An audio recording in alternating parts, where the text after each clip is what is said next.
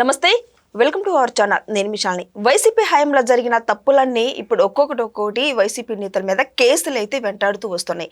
మరి ముఖ్యంగా చూసుకుంటే పిన్నెల్లి బ్రదర్స్కి అయితే సుప్రీంకోర్టులో ఎదురు దెబ్బ తగిలింది. ఇక అరెస్ట్ కాబోతున్నారా అంటే అవుననే సమాధానం కూడా వస్తుంది. అయితే అసలు ఏం జరిగింది?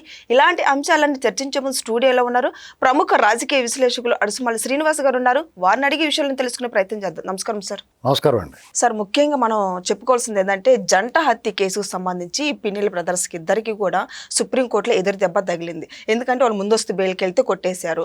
అయితే వాళ్ళు ఇంకా అరెస్ట్ కాబోతున్నారు. 2 వారాల్లో లొంగిపోమని మనకి వచ్చిన సమాచారం. అయితే నిజంగా 2 వారాల్లో ఇంక లొంగిపోతారా, అరెస్ట్ కాబోతున్నారని కూడా వస్తుందో పక్క సమాచారం. అసలు మొత్తానికి ఏం జరిగిందంటే ఏం చెప్తారు సార్? ఇప్పుడు ఏం లేదండి. ఇప్పుడు పిన్నెల్లి సోదరులు అధికారంలో లేనప్పుడు కూడా ఒక రకమైన రాజ్యాంగాన్ని నడిపించారు. అవును, దాదాపు 10-15 ఏళ్ళ నుంచి అతనే గెలుస్తూ వచ్చాడు. అక్కడ 99లో గెలిచింది జోలకండ దుర్గమ్మ గారు. తర్వాత నుంచి ఇక వీళ్ళే రాజ్యం. అవును, అంటే 2004, 2009, 2014, 2019 ఒక 20 ఏళ్ళ నుంచి వాళ్ళు ఇష్టమైనట్టు చేస్తున్నారు పిన్నెల్లి రామకృష్ణారెడ్డి వాళ్ళు. ఇక్కడ సరిగ్గా వాళ్ళని ఎదుర్కొని కూడా వచ్చాడు బ్రహ్మారెడ్డి గారు. అయినా సరే వాళ్ళ అరాచకాలు ఆగట్లా. ఎందుకంటే బాగా బలిసిపోయి ఫైనాన్షియల్గా వెల్ సెటిల్ అయిపోయి వర్గాలు ఏర్పాటు చేసుకుని హత్య రాజకీయాలు చేస్తూ ఉంటారు. ఎవరన్నా గొంతిప్తే వాళ్ళని తోట చంద్రని ఎలా చంపేశారు చూడండి. అలాగే జంట హత్యలు కారుతో గుద్దిచ్చి చంపేశారు. ఇలాంటి పరిస్థితుల్లో వాళ్ళు ఎన్నికల్లో వాళ్ళు చేయని అక్రమాలు లేవు. మ్యాక్సిమం రిగ్గింగ్ చేసి గెలిచారు వాళ్ళు. మొన్న వచ్చిన సునామీ కాబట్టి ఓడిపోయారు వాళ్ళు. అలాగే బ్రహ్మారెడ్డి గారు కూడా గట్టిగా ఎదుర్కొన్నాడు. అక్కడ పోలీసు యంత్రాంగం కూడా గట్టిగా వీళ్ళని ఎదుర్కొంది. ఎన్నికల్లో జరిపించి అది తట్టుకోలేక అతను ఈవీఎంలు పగలగొట్టడం అది చేశాడు అతను పిన్నెల్లి రామకృష్ణారెడ్డి. చాలా అరాచకాలే. వాళ్ళ తమ్ముడైతే ఆ లక్ష్మారెడ్డి వాళ్ళ తమ్ముడు అప్పటి నుంచి ఇప్పటికి వరకు దొరక్కపోవడం అనేటువంటిది, పోలీసులు పట్టుకోలేకపోవడం అనేటువంటి దాన్ని ప్రజలు చాలా ఎగతాళి చేస్తూ ఉన్నారు. అటువంటి సిగ్గుతో తల వంచుకోవాల్సిన పరిస్థితి అది. వాళ్ళేం చేతగా కాదు, ఎక్కడో ఏదో పొరపాటు జరుగుతుంది. అవును, అపార్ట్మెంట్లో వాళ్ళు అతనితో సన్నిహితంగా ఉండి ఏదన్నా మేసేసి వాడికి హెల్ప్ చేస్తున్నారా, ఏదో ఉంది మతలబు. లేకపోతే వాళ్ళు ఎవరినైనా పట్టుకోగలుగుతారండి.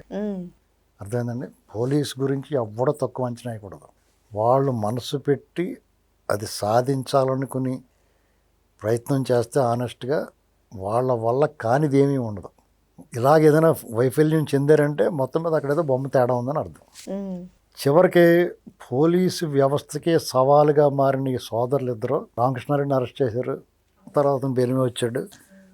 తర్వాత వాళ్ళ తమ్ముడు ఈ జంట హత్యలు తగులుకుంది. అవును, అంతకుముందు ఈవీఎంలు ఆల్రెడీ వీళ్ళిద్దరికే ముందు కేసులు ఉన్నాయి. ఇది కాకుండా జంట హత్యలు తోడు తగులుకుంది. ఇప్పుడు చూసారా, అందులో తప్పించుకొని ఇందులో దొరికారు. ఇప్పుడు సుప్రీంకోర్టు దాకా వెళ్ళారు ఆ వెసులుబాటు తెచ్చుకోవడానికి. నోరు మూసుకుని వెళ్ళండి బాబు అని చెప్పారు, సరెండర్ అవ్వమని చెప్పారు. ఇప్పుడు ఆ కేసులు కూడా తగులుకుంటాయి. వాళ్ళ తమ్ముడు ఎన్నాళ్ళు పరారులో ఉన్నాడు కదా, ఇప్పుడు కూడా లొంగుతాడా పరారులో ఉంటాడు అనేటువంటి చూడాలి. వాళ్ళు లొంగిపోతేనే బెటరు. పరారీలో ఉంటే అతను ఇబ్బందులు ఎదుర్కోవాలి, చాలా ఇబ్బందులు ఎదుర్కోవాలి. లొంగిపోయడం కంటే ఎన్నాళ్ళు ఉంటాడు లోపల, ఎప్పటికప్పుడు బెయిల్ వస్తుంది కదా, లోపల ఉంచారు కదా, ఎప్పటికప్పుడు బెయిల్ వస్తుంది. తర్వాత రెగ్యులర్గా ఓటు వాయిదాలకి. ఎప్పుడైనా సరే మీరు దాక్కోవడం వల్ల ఎక్కువ టెన్షన్ ఉంటుంది. అవును, తనకి ఈ పాటికి అనుభవం అయి ఉంటుంది. దాక్కోవడం వల్ల ఎక్కువ ఇబ్బంది ఉంటుంది. ఎప్పుడు వచ్చి తలుపు కొడతారా, వాళ్ళు మనకి సమాచారం ఇచ్చి కూడా సరిగ్గా టైంకి సమాచారం ఇవ్వలేదు అనుకోండి, వచ్చి పట్టిపోతారు. కాబట్టి నేను అనుకోవడం అయితే పాపాలు ఎప్పుడైనా సరే పండాల్సిన టైం వస్తే పండుతాయండి.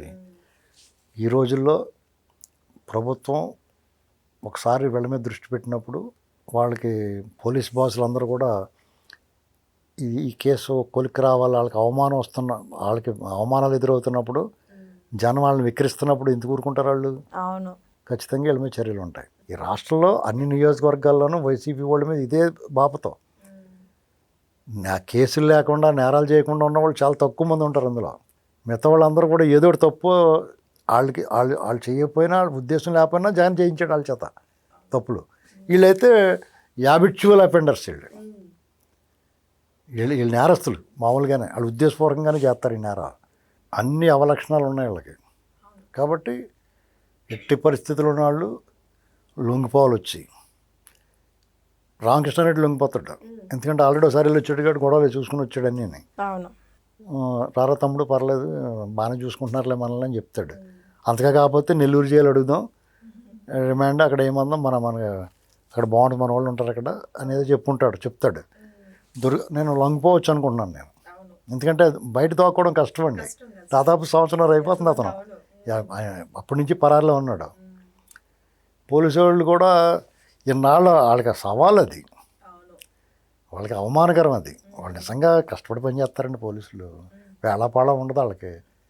పైగా చాలా డిసిప్లిన్ ఉండాలి.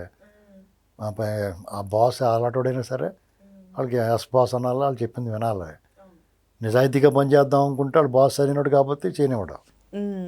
బాస్ నిజాయితీగా పనిచేద్దాం అనుకుంటే కింద నిజాయితీగా లేకపోతే అది పని అవుదాం. ఇలాగా ఒక రకమైన క్లిష్టమైన పరిస్థితి అది. వాళ్ళకి ఉండే కష్టాలు మిగతా ఏ ఉద్యోగికి ఉండవు. పోలీసులకు ఉన్న ఉద్యోగాలు కష్టాలు. ఎందుకంటే వాళ్ళకి వేళపాళం ఉండదు. ఫస్ట్ ప్రతి వాళ్ళకి ఆదివారం సెలవు ఉంటుంది, వాళ్ళకి ఏమి ఉండదు. వాళ్ళకి ఆ బాస్ ఇవ్వాలి సెలవు వాళ్ళకి. అసలు వెట్టి చాకరీ పోలీసు వాళ్ళది చెప్పాలంటే. అంటే ఏదో హోదా ఉంటుంది సంఘంలో, సమాజంలో, వాళ్ళంటే ఒక భయం భక్తి అన్నీ ఉంటాయి కాబట్టి దాన్ని ఎంజాయ్ చేస్తారేమో. కానీ మామూలుగా అయితే నలిపేస్తారు వాళ్ళు. అందులో కానిస్టేబుల్ దగ్గర నుంచి పెద్ద ఆఫీసర్ వరకు కూడా విపరీతమైన బాగా హోదా పెరిగి కొలిది టెన్షన్ ఎక్కువ, బాధ్యత ఎక్కువైపోద్ది. కిందకు వచ్చి కొలిది గొడ్డు చాకరీ చేయాలి. పగలు రాత్రి వాన ఎండ తుఫాను ఇలాంటి విపత్తులు అవి వచ్చినప్పుడు ఇంకా ఎక్కువైపోద్ది వాళ్ళతోటి. దానికి తోడు ఈ గోల ఒకటి వాళ్ళకి సరిగ్గా పట్టించుకోకపోవడం, వాళ్ళకి ఎవరో సిఫార్సులు ఉండటం, వాళ్ళని వదిలేండి వీళ్ళని వదిలేండి అంటాం. ఇవన్నీ చూసేటప్పటికి వాళ్ళకి తలపోడు వచ్చేది వాళ్ళకి. ఒకసారి వాళ్ళు కష్టపడి ఎవరన్నా పట్టుకున్నా కానీ వెంటనే వదిలేశారనుకోండి, పైకి వెళ్ళి దొబ్బులెడతారు. అలా ఎలా పట్టుకున్నాం, ఇలా ఇంత పట్టుకున్నామని. దాంతో వాళ్ళకి చిరాకు వచ్చి ఆ బొక్క మనకి ఎందుకని వదిలేస్తారు. అది కూడా జరుగుతూ ఉంటుంది. కాబట్టి మనం ఎవరిని తప్పట్లేమండి ఈ విషయంలోనే. ఏమైనా పోలీసుల ప్రతిష్ట దిగజారిపోకుండా ఇటువంటి వాళ్ళు అప్పుడప్పుడు ఒక రౌండ్ వేస్తే వాళ్ళకు కూడా మంచి పేరు మిగులుతుంది. సార్, ఇప్పుడు ఈ కేసులన్నీ వెంటాడుతున్నాయి. జంట హత్య కేసుకు సంబంధించి వీళ్ళిద్దరికీ ముందు ఉన్న కేసులు, మరి ఈ జంట హత్య కేసు ఇప్పుడు కోర్టులో లొంగిపోయిన తర్వాత నిజాలు చెప్పే అవకాశం ఉందంటారా? మరి వేరే వాళ్ళు నిజం చెప్పినా చెప్పకపోయినా తగులుకుంటాయండి. బావిలో పడిన బాల్సాకి గేలం వేసి లాగినట్టు లాగుతారు వీళ్ళు. తప్పదు, ఇంకా దొరికినట్టే. Thank you sir.